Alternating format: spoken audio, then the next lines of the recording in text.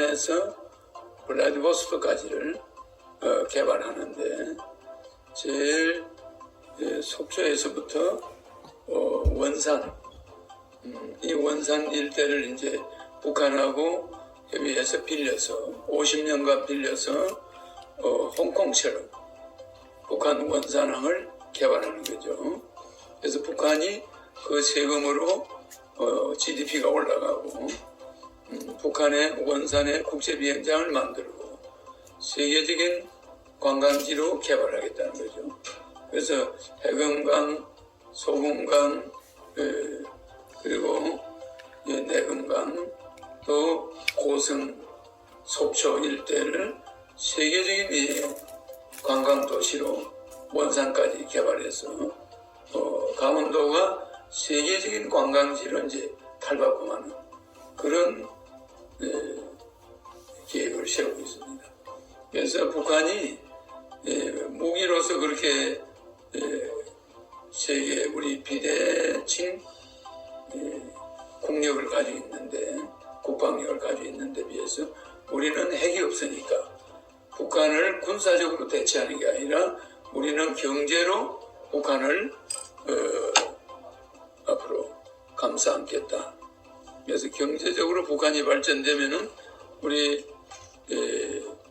나진, 그리고 선봉, 그리고 나가서 자루비노, 블라디보스토크, 그리고 연해주와 하바르보스크주, 그 일대 대한민국 한반도의 10배 정도 되는 100만 제곱킬로미터의 땅을 러시아로부터 100년간 빌려서 우리가 4차 산업기지로 만들고, 또 그곳에다가 우리 한민족이 코리아 자치주를 만들어서 러시아 쪽으로 진출하겠다.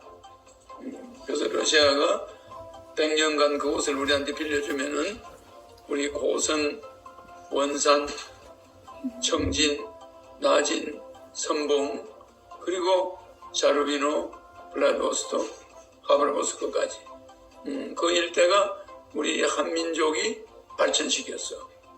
러시아로부터 인정받고 북한으로부터 인정받고, 그러고 나서 우리가 흑룡강성, 중국의 요령성, 길림성, 조선족 자치주를 우리가 코리아 자치주로 다시 탈바꿈해서 중국으로부터 빌려서 세계적인 관광지로 개발하겠다.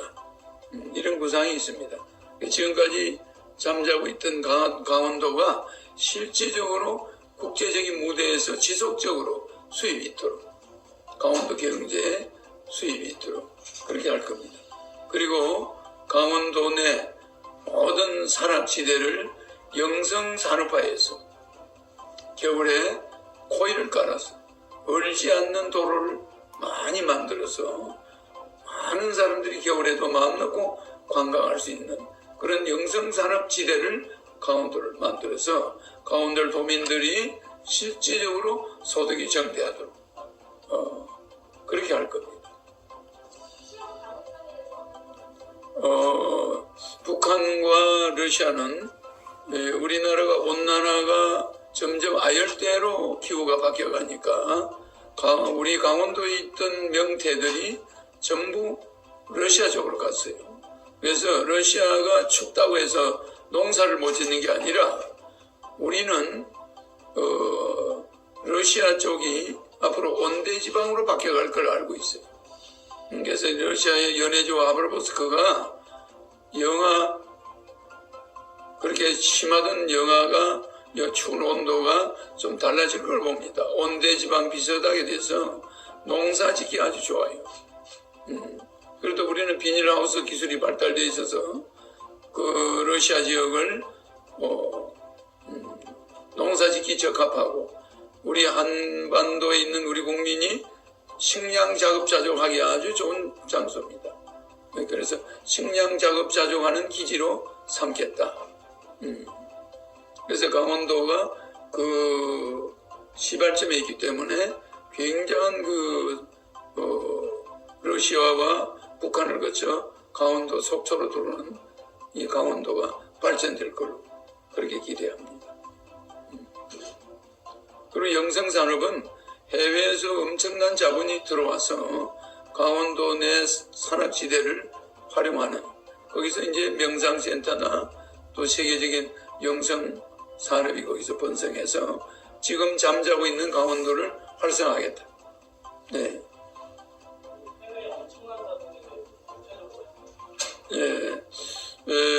조지 소로스라든지 빌 게이츠라든지 이런 사람들이 최근에 하는 말을 들어보면은 한반도에 북한이 개방이 된다면 자기 전 재산을 북한에다 투자하겠다. 그만큼 경제적인 전망이 세계 어디보다도 이 한민족이 일어날 가능성이 높고 발전성이 높다. 러시아와 중국과 연결되어 있는 북한에 투자한다면은 그 북한 체제가 조금 좋아져서 투자를 할 수 있게 된다면 자기 전 재산을 투자하겠다. 짐 노저스도 그런 말을 했습니다. 세계적인 투자자들이 북한으로 몰려올 가능성이 많아요. 그래서 우리는 청진 초엘 처음에는 북한의 원산항을 빌려서 50년간 빌려서 홍콩처럼 만들어서 북한에 돌려주는 거죠. 그렇게 되면은 그것이 잘 되면 북한이 조세 수입이 좋아지니까 그 조세 수입으로 북한 경제가 나아지게 되면 우리는 또 판문점을 휴전선 부근에 있는 판문점을 우리는 북한에서 유엔에서 가지고 와서 유엔 본부를 판문점으로 옮기게 되니까 이 강원도 일대가 평화의 지대로 또 바뀝니다. 이렇게 해서 한민족이 북으로 뻗어나가는, 그리고 세계적으로 투자자들이 북한 지역에 투자를 많이 함으로써 잠정적으로 전쟁이 억제되는, 평화가 보장되는 그런 방법으로 나아가려고 하는 겁니다. 이런 구상을 하는 정치는 아직까지 내가 본 적이 없어요. 그래서 강원도가 여지껏 이렇게 잠자고 있지 않았나. 뭐 동계올림픽이다, 그건 불과 며칠 하고 마는 거니까 이렇게 지속적으로 이런 산악자원, 이런 산림자원을 또 활용하겠다. 또 우리가 서울이 있지만은 경기도가 강원도의 물을 또 많이 먹으니까 춘천 소양호나 파라오나 또 이런 그 청정의 수자원을 잘 보존해서 정부에서 지원해서 이 청정 수자원을 잘 보존해서 우리가 맑은 물을 춘천 시민에게도 공급하고 또 서울에도 공급하겠다. 그러니까 이제 그거는 우리가 이재명 후보나 윤석열 후보에게 후보를 등록하고 나자마자 그것이 알고 싶다 이런 프로에서 제보를 받습니다. 이런 걸 내면 되겠습니까? 대장동에 대한 제보를 받는다면 수천 건이 들어오겠죠. 근데 호경영 후보가 하늘공항 주식회사고 그 하나의 법인이고 1년에 낸 세금이 40억, 종합소득세가 40억 수준입니다. 작년 2019년 종합소득세가 2020년 종합소득세가 내가 42억이었죠. 그리고 연간 40억 정도의 종합소득세를 내는 그런 하늘공을, 주식회사 하늘공을 무슨 의혹의 대상이 있을 수 없습니다. 작년 매출이 210억이에요. 그럼 작년 매출 코로나 전국이 아니면 물론 한 1,000억 원 됐겠죠. 그런 대기업보다도 세금을 많이 내는 회사를 의혹이라니 그게 무슨 말입니까? 종교 예배를 보는 것도 아니고 종교도 아닙니다. 그냥 강의하는 데예요. 강의해서 직원도 내 한 명이고 직원이 없습니다. 법적으로 제 한 명인데 1년에 세금을 42억을 내잖아요. 평균이 40억이죠. 그것도 코로나 전국에 사람이 못 오게 하는데도. 그리고 작년에 그 코로나 전국에도 210억 매출을 해가지고 세금을 42억을 내니까 그런 회사를 무엇 때문에 의혹을 신고받습니다. 그래 신고받으니까 의혹이 왔던가요? 전부 얼굴 가리고 가서 허경영 얼굴 어쩌고 이러는데 그건 전부 근거 없는 말이에요. 그 전부 우리 영업행위 자체를 내 강연하고 거기서 상담해주고 내가 에너지 넣어주고 그게 뭐 잘못이 있습니까? 아무도 고소 고발이 지난 10년간 한 건도 없어요. 그런 단체를 예배를 본다거나 뭐는 종교단체도 아닙니다. 또 종교단체면 그렇게 탄압을 할 수 있습니까? 종교 행위에 대해서 불법이 전혀 없어요. 언론에서도 허경영 하늘궁은 뭐 잘못한 게 없다. 본인이 와서 자기 몸 아프다고 상담받는 거 그거밖에 더 있어요. 그렇습니다. 그래서 하늘궁에 대한 의혹은 없는 것으로 지금 판명이 났어요. 그런데 제보를 부탁합니다. 제보한 사람이 있습니까? 그럼 제보한 사람이 있다면 왜 얼굴 가리고 혼자 떠들고 증거 하나도 없습니까? 그렇잖아요. 제보한다면서 사람 얼굴을 가려놓고 뭐 하늘궁에 갔는데 뭐 어쩌고 하면서 그거 가서 강의 듣고 돈 내놨다. 그게 뭐가 잘못입니까? 세금 내는데. 어떤 종교단체처럼 예배를 봅니까? 무슨 찬송가를 부릅니까? 전혀 종교단체처럼 우리는 그렇지 않잖아요. 허경영 강의를 보러 오는 거예요. 에너지 받으러 오는 겁니다. 그래서 만약에 대장동에 대해서 의혹을 제보받습니다. 한번 그래 보시죠. 아니 내가 말이야 공공개발한다고 그래서 땅을 줬는데 내 땅을 말이야 몇 배나 싸게 가져가 놓고 개인들이 돈을 벌어 1조를 벌어가 이런 도둑놈들이 이런 제보자가 줄을 설 거야 아마. 그렇잖아요. 그렇죠? 그 다음에 윤석열 검찰총장 할 때까지 검사하는 동안 억울한 일 있는 사람 그러면 재판 과정에 검사 기소 과정에 억울한 사람 없겠습니까? 있죠. 그 제보 바라면 산더미처럼 올 거 아닙니까? 그런 거 대통령 정식으로 후보에게 정확한 근거 없는 의혹을 제기하는 거 그것이 알고 싶다가 나중에 거기에 대한 책임을 질 때가 오겠죠. 지금은 뭐 아무 별 이상이 없을 겁니다. 그러나 나는 방송국 차원으로 앞으로 하지 않고 그 개인 차원으로 나중에 나는 거기에 대해서 또 법적으로 조치할 겁니다. 네, 종교단체는 세금을 안 내는데. 종교단체는 세금을 안 내는데 나는 왜 그렇게 세금을 재벌 정도로 냅니까? 그걸 가지고 종교단체 운운하면서 또 종교단체는 하면 안 됩니까? 종교 자유가 우리가 있어요. 우리 헌법에 국민의 5대 권리에 청구권, 평등권, 참정권, 사회권, 자유권 그 자유권에 언론, 출판, 집회, 결사, 종교, 사상, 표현, 양심 8가지 자유를 보장받고 있어요 우리가. 그런데 그 허경영이가 뭐 종교 행위를 했다 이런 보도를 예습에서 한 거는 완전 불법에다가 의혹을 국민한테 접수를 받는다. 그게 뭡니까? 아무 혐의 없는 대통령 후보를 갖다가 의혹이 있으면 좀 제기해달라. 그걸 방송에다 보도하는 그 자체가 불법이에요. 후보자의 명예를 손상하는 거죠. 어떻게 후보자가 잘못이 없는 사람을 저 사람 뭐 잘못한 거 있으면 좀 제보 좀 해달라. 그걸 방송으로 내보낼 수 있습니까? 이재명 한번 방송으로 내보내보죠. 윤석열도 내보내봐요. 아마 내보다 적지 않겠죠? 우리나라 국민들은 여야 후보들에 대한 의혹이 훨씬 더 지금 여야 후보들에 대한 의혹 선거입니다. 오히려 근데 멀쩡한 허경영을 갖다가 처음부터 그냥 의혹을 제기해가지고 접수를 받는다. 뭐 내가 무슨 남한테 피해 줬습니까? 접수를 받게. 그거는 우리나라 법이 상당히 아직까지 문제가 있습니다. 중앙선관위가 자체적으로 여론조사를 한번 해가지고 5% 이상 되는 사람을 TV 토론해줘야 되는데 언론사들에게 맡겨버려요. 그러면서 언론사가 여론조사에서 자기들이 인정하는 언론사에서만 여론조사해야 된다는 거야. 근데 그 언론사들은 전부 유명한 언론사들이에요. 그러면 그 언론사들이 여론조사를 했을 때 허경영은 안 넣어도 된다. 5%가 되는 사람, 3%가 넘는 사람을 안 넣어도 된다. 자기들 임의대로 한다. 그건 언론사 마음대로 한다. 이래놓고 그 언론사에서 5% 나와야 출마할 수 있다.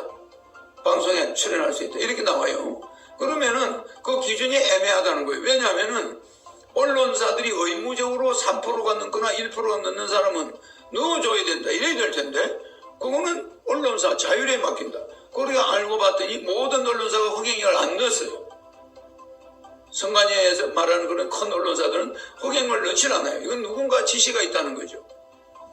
허경영의 여론조사를 안 해버리는데 그럼 중앙선관위는 뭘 보고 내가 5% 됐다 안 됐다 표현합니까? 그거 법적 근거가 잘못된 거예요. 중앙선관위가 이렇게 해야 됩니다. 거기에 어떤 강제성이 있어야 됩니다. 각 이름 있는 메이저 언론사들은 여론조사를 하되 1%가 넘거나 3%가 넘는 부분은 의무적으로 넣어야 된다. 이래야 될 텐데. 지금쯤 윤석열 6만 번, 6만 4천 번, 뭐 5만 4천 번, 이재명 뭐 5만 6천 번, 뭐 이렇게 나왔다면은 나는 말입니다. 몇백 번밖에 안 남았어요. 그러면은 어떻게 이럴 수가 있어요? 내가 만약에 그만큼 나갔으면 지금 1등입니다. 인터넷 방송에서 여론조사를 했더니 내가 24%가 나왔어. 윤석열, 이재명 27%에 나하고 3% 차이. 근데 내가 만약 이재명만큼 텔레비 나왔으면 어떻게 됐을까? 윤석열만큼 텔레비 나왔으면 나는 벌써 1등입니다. 그래서 이번에 샤이 허경영이가 있다는 걸 알아야 됩니다. 투표 결과 허경영이가 의외로 많은 표로 당선될 수 있다는 걸 알아야 됩니다. 정말 너무 많은 겁니다. 아니 그렇게 중앙선관위는 그렇게 직무유기해도 되는 겁니까? 언론사들 보고 언론사들이 재량껏 후보를 결정할 수 있다. 넣고 안 넣고 마음대로 할 수 있다. 이래 놓으면은 언론사가 윤석열, 이재명 안 넣으면 그러면 뭐 그분들의 국회의원이 있으니까 TV 토론 나올 수 있겠죠. 제가 질문 답하는 거는 아주 원칙적인 이야기입니다. 어떤 감정이 섞인 게 아니에요. 왜 언론사들이 일제히 허경영을 여론조사에 안 넣느냐? 그런데 이제 중앙선관위가 원치 않는 이름 없는 언론사들이 여론조사하면은 5.7%, 5.6% 뭐 이렇게 나와요. 그러니까 그건 국민들이 다 알고 있잖아요. 그러니까 5%대, 4%대, 3%대부터 저는 싹 빼버려요. 예. 지금 대통령 나가겠다는 사람이 24명이 있는데 거기서 3등 한 사람입니다. 한동안. 근데 그 사람을 여론조사에 빼버리고 안철수만 심상정 둘이 또 김동연은 0.3%인데 항상 여론조사에 넣어요. 그 사람은 계속 0.3%야. 뭐 0.7%, 0.9% 나온 적도 있지만 0%대를 잘 못 벗어나고 있잖아요. 그런데 나를 빼버리고 여론조사하니까 안철수 여론이 높아지는 거예요. 그게 불공정한 겁니다. 근데 나를 넣으면 또 안철수 지지율이 내려가요. 그러니까 누가 덕을 보냅니까? 나를 안 넣음으로써. 그러니까 3등 후보를 빼는 이유가 뭐냐 이거예요. 언론사들이. 아니 이 24명 중에 3등 하는 후보를 여야 다음으로 인기가 높은 후보를 계획적으로 뺐다는 거. 이건 뭔가 누군가의 지시가 있다는 거예요. 그래서 지금 여야 후보가 제일 무서운 사람이 허경영 후보다. 대통령이 되면 무조건 1억 주고 2달 안에 18살 이상 18세 이상 1억 주고 매월 18세 이상 월 150만 원 줘서 국민 생활이 안정되게 하고 국민들이 2천조의 빚을 갚게 해주겠다. 대통령 당선돼서 4천조의 양적 완화를 해서 3,500조를 국민들에게 주겠다. 2천조 가계부채 갚을 수 있도록. 그거 얼마나 좋습니까? 그러니까 지금 농민들이 이 강원도 도민들이 농업에 빚이 많은데 이거 허경영 당선되면은 그 뭐 아들 둘 결혼하는 아들 둘 18살 이상만 있으면은 돈 한 4억 내지 5억이 들어오잖아요. 그리고 매월 돈이 또 들어오잖아요. 매월 65세 이상은 220, 65세 미만은 월 150, 부부 300만 원, 노인들은 월 440. 아주 효도하는 겁니다. 이것이 보장받기 때문에 실제 대통령 선거에서 어떤 결과가 올지 아무도 모릅니다. 1000명을 가지고 여론조사했다 해서 그게 다가 아니에요. 우리 국민들은 굉장히 어려워져 있습니다. 정권 바꾸면 뭐합니까? 정권 바뀌어서 윤석열 후보 대통령 됐다 해도 4개월 만에 200명의 국회의원을 가진 민주당이 탄핵 들어갑니다. 그러면 4개월 후에 또 대통령 선거하게 돼요. 그 우리 국민들은 지금 또 혼란한 여소야대 정국을 맞이하려고 하는 거예요. 그 정권 교체는 아무 의미가 없다는. 그러면 국가는 또 혼란해지고 경기는 더 없어지고 코로나는 지금 10만 명대로 들어간단 말입니다. 매일 코로나가 10만 명이 나오면 어떻게 되는 겁니까? 코로나 긴급 자금을 18세 이상 1억 대통령 당선 2개월 안에 지급한다. 그리고 코로나 통장은 압류가 안 된다. 세무서에서도 압류할 수 없다. 그리고 국민의 생활을 딱 보장하는 거죠. 그 다음에 월 150 65세 이상 월 220 평생 나온다. 18세 이상. 그러니까 가족 수가 많은 사람들도 생활이 안정되고, 그 다음에 결혼을 하는 사람은 3억이 나온다. 무조건 평생 쓰는 돈이다. 3억. 출산하면은 5천만 원. 그리고 애가 10살까지 매월 100만 원. 이렇게 되면 우리 국민들 생활이 안정돼요. 그 다음에 종합소득세, 종합소득세 아니고 종합토지세, 토지 양도소득세, 재산세 없어집니다. 양도소득세와 재산세는 중산층까지 면제되고 의료보험이 없어집니다. 중산층까지만. 그러면 의료보험은 국가가 대납해줘요. 산재보험, 고용보험 뭐 전부 다 직원들에게 공제하는 건 없어집니다. 갑근세 폐지됩니다. 월급을 받는데 세금 먼저 공제하는 제도가 없어집니다. 그러니까 정부 갑근세도 없어지고 월급을 100% 자기 손으로 받을 수 있어요. 의료보험 폐지됩니다. 중산층까지는 의료보험을 안 냅니다. 국가가 대납해줘요. 그러니까 모든 의료 혜택은 공짜로 보는 거예요. 상류층은 의료보험이 내죠. 그러니까 제가 대통령이 되고 나서 여러분들은 국민배당금 나오죠? 각종 보험이 싹 없어집니다. 안 냅니다. 누가 내주냐? 국가에서 내줘요. 그리고 농민들이나 국민들이 1년에 이자를 100조 내는데 1900조 가계부채에 대해서 내고 있는데 이 100조를 안 내게끔 갚아줍니다. 3500조를 가계부채 갚는데 투입해줘요. 1억씩 줍니다. 그러면은 약 3500조가 나갑니다. 그리고 이제 군인들은 옛날부터 주장했던 모병제입니다. 월급 200만 원씩. 그리고 여성가족부 없어집니다. 여성가족부가 결혼부로 만들어가지고 결혼하는 사람은 무조건 3억씩 줍니다. 재혼은 해당되지 않고 초혼에만 해당됩니다.